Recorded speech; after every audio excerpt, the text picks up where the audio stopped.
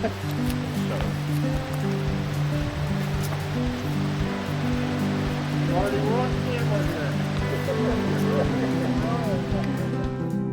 Father Zach Kautzky, and I'm the chaplain at Dowling Catholic High School in Des Moines.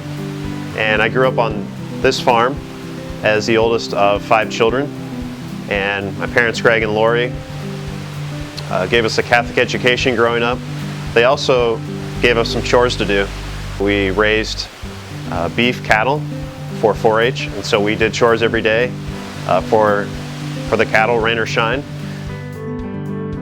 The first time I felt called to the priesthood was in 3rd grade.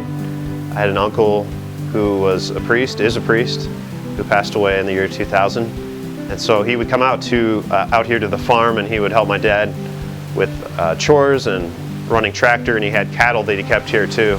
And so just that regular contact with a priest in the family really got me thinking about the priesthood. High school was really trying to focus in on what I was supposed to do with my life. And I felt that the Lord was perhaps calling me to a vocation, but I was afraid. And so Father John Acree really took me under his wing, took me on seminary visits. He set up a prayer group for men that were discerning their vocation in high school. And so that group really helped me to better know the Lord and better hear the voice of the Lord calling me.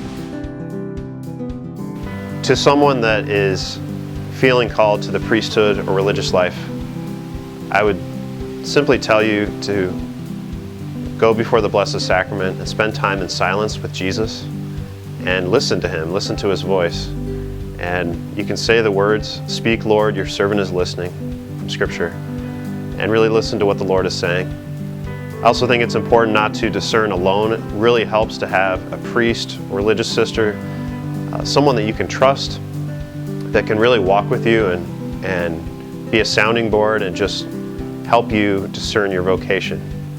Everyone has a vocation, and it's important really that we have a culture of discernment as well. So to discern your vocation, whether it be to the marriage or religious life or to the priesthood, but we're all called to one of those vocations, so you need somebody to help you, to walk with you in that journey. And finally, I'd say it's very important that we don't have any blocks to hearing the voice of God. And so the sacrament of reconciliation is really helpful for kind of taking away those blocks that might be in our spiritual life, those things that maybe keep us from hearing the voice of God. And so if we can go to reconciliation on a regular basis, if we're praying before the Blessed Sacrament, praying the Rosary, and if we're seeking help from people who will walk with us, the Lord will help us in our discernment. I think it's really important for young men, if they're thinking about the priesthood, to just go visit the seminary. It can be frightening to think about the seminary, but once you get there and you see the fraternity, the fun that they have, but also the serious praying that they do, it's really inspiring, really helpful to talk to those men and to meet those men that are actually in the seminary. I would say the same thing for young women thinking about religious life. Go visit those sisters, go visit those orders that are very faithful. Many orders like the Ann Arbor Dominicans, Nashville Dominicans, many others are experiencing a huge boom in vocations, and their average age is 26, 27.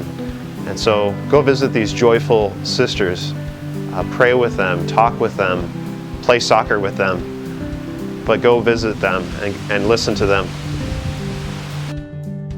Family for me has been very, very central to my vocation story, especially living in a family on a farm, because when you grow up on a farm, you learn how to trust the providence of God.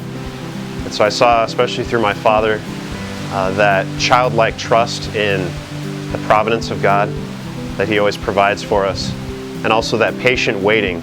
That's so important in a vocation. As he waited for the crops, once he had planted the seeds, he waited for the rain and the sun to help those crops to grow. And then he brought in the harvest in the fall. And so naturally, vocation follows a similar pattern, that seed is planted by God, and we can respond to that that calling of a vocation, but it has to be watered, and it has to have time to grow in silence. And then ultimately, in the fall during the harvest, is kind of when we make our response to what the Lord has asked us to do. So growing up on a farm has really helped me to embrace the call to the priesthood and to be trusting in God's providence.